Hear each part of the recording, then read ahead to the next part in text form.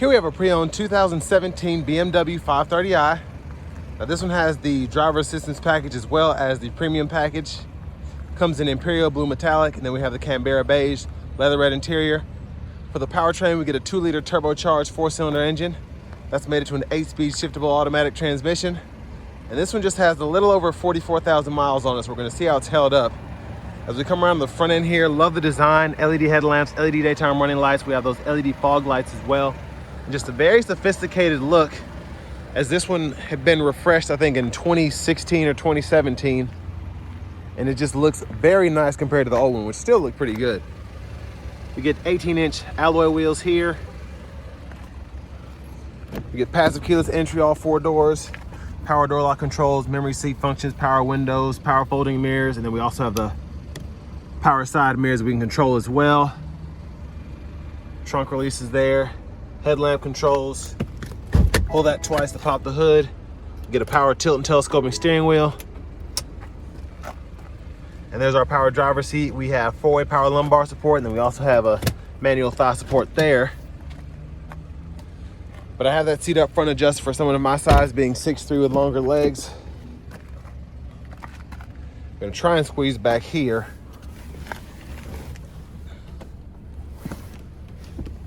Ow, okay. So I always have issues with these because of how bulky the seats are. And I do tend to have them lean back, but this is kind of my leg room here. Not the best. We do get seat back pockets on both sides though. And I could probably sit up there with my knees probably an inch or so from the dash right there. And then I could probably sit behind there, no problem. But these are not, and I've had people argue with me in the comments of other 5 Series that I've reviewed. They're not the roomiest in the older body style, but no big deal. Still a very nice car. I wouldn't mind putting my kid back here, but I gotta squeeze out of here. This is gonna be embarrassing. So I had to go ahead and squeeze out of that. My foot was stuck underneath the seat, which is pretty embarrassing, but it is what it is. To the rear end here, big shout out to Auto Collection of Murfreesboro and Auto Pro Nashville for allowing me to review this 530i today. I'll leave a link below in the description, but dual exhaust air looks really good. The tail lamps, I love that look as well. And the trunk space is pretty good. We have a side pocket here. There's a closable side pocket there. And then we have an additional kind of storage compartment there where we can pull this screen up or down. And then on either side here, we can hit these latches and release the second row. So I'll show you how that folds in a sec. Fuel cap there. This does take premium, at least it's supposed to. And then that folds down pretty easily. Top tether's there. And then our lower anchors are hidden behind that, which I like. And I did forget to mention, we have 2 12 volts down there, which is pretty nice.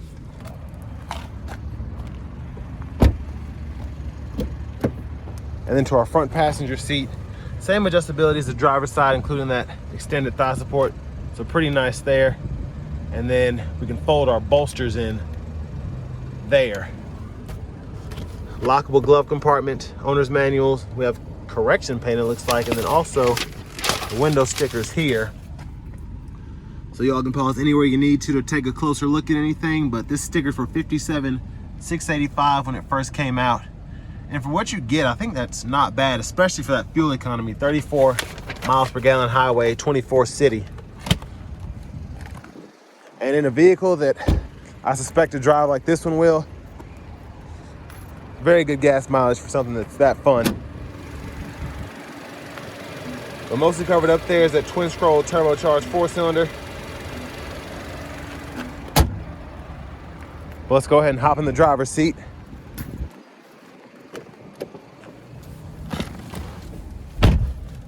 So we get a leather wrap steering wheel here.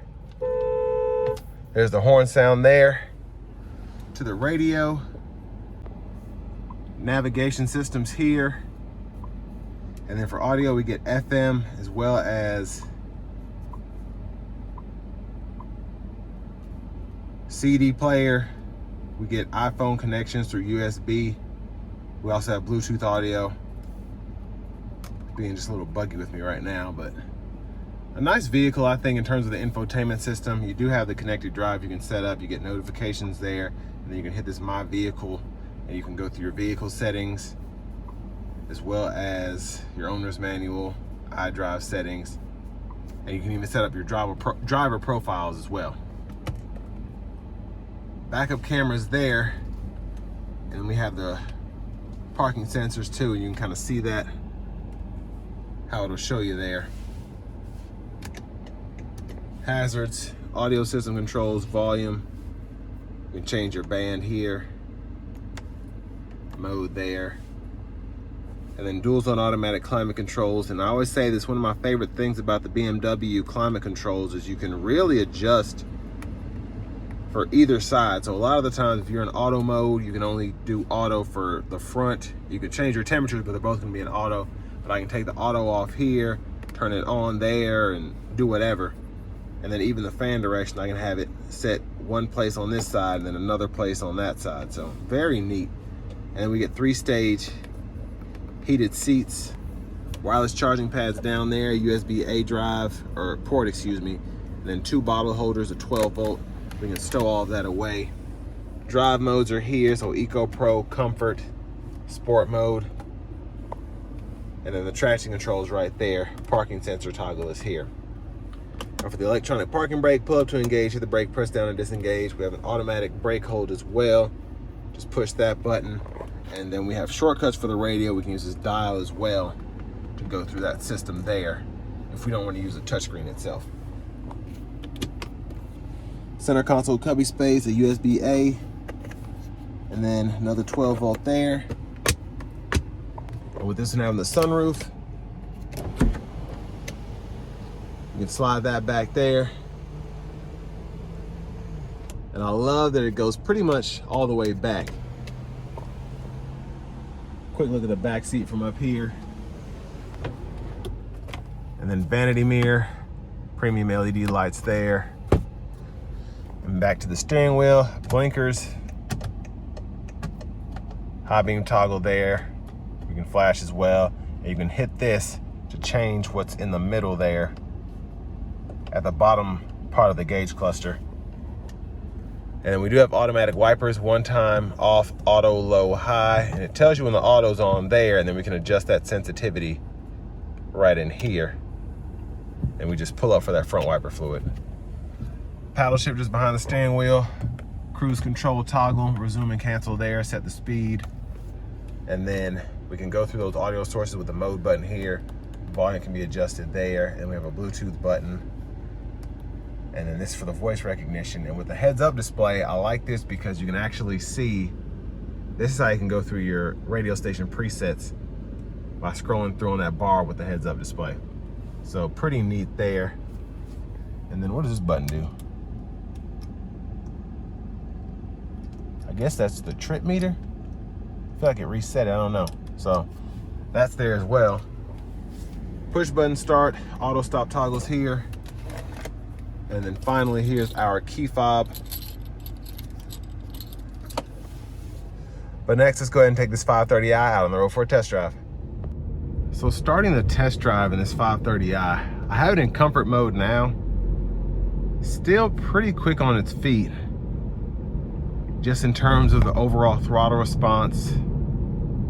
Just how quick this thing feels. Even though it just has the 2-liter 4-cylinder, it still feels very, very fast. A lot better than a lot of other 2-liter turbo 4s that I've driven from other manufacturers. But with this being a 58 grand sticker BMW back in 2017, I wouldn't expect anything less. And I do feel like BMWs, probably the past 10 years, they've really shown that they can be reliable. Of course, your maintenance, if you take it to the dealer, is going to be high, but if you find a good mechanic, things of that nature, if you can do anything yourself, which I'm not sure you can, you have a pretty good car. And I do just love the twin scroll turbo 4s are just so much fun. And just having that 8-speed automatic, paddle shifters. And I'd say the majority of, if not all of the BMWs I've driven with this powertrain, it just makes it that much more of the ultimate driving machine. So I'm gonna put it in a sport mode now. And we're gonna try this out. So we're gonna give it a little pull getting on the interstate here.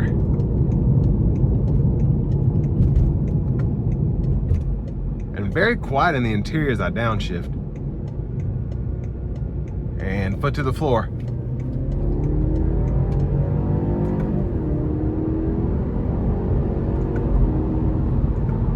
Yeah, pretty quick. And the shifts are lightning fast, and I've always loved that about these cars.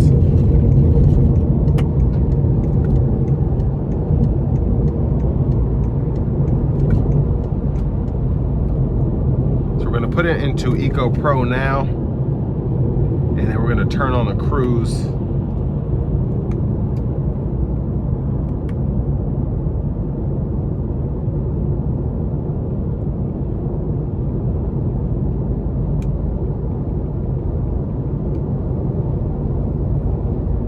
So pretty quiet in here, and I mean the engine is very, very quiet. Cannot hear it at all. Road noise I can hear just a tad, but the ride quality is very plush. It's a little stiffer with it being a BMW, but I mean it's still pretty comfortable.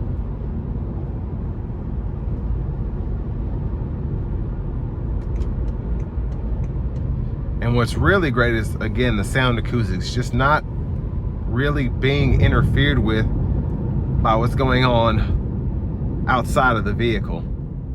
Now in the Eco Pro mode, it's not as quick as the sport mode or the comfort mode, just because it's trying to help save your fuel economy, but still it lets you get up relatively easily.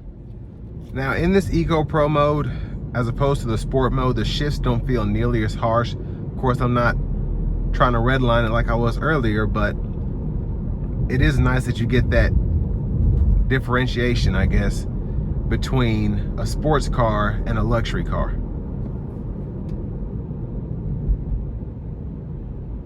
And I do like the brake pedal feel. I like that they're just a tad touchy, but not overly aggressive. They just kind of go with this car. And I mean, my final thoughts on it, it's pretty impressive. For instance, just driving around town here, it's pretty comfortable. Even in Eco Pro, I don't feel like a lot of other eco modes and other vehicles I've driven, they've just been kind of almost like it feels like the car is about to choke out, but it doesn't feel that way here. This still feels like a luxury vehicle. I don't feel like the engine's about to die out or something like that. And it just drives relatively well under any circumstance. And in a vehicle like that, I feel like that's why you get the price point that you get here.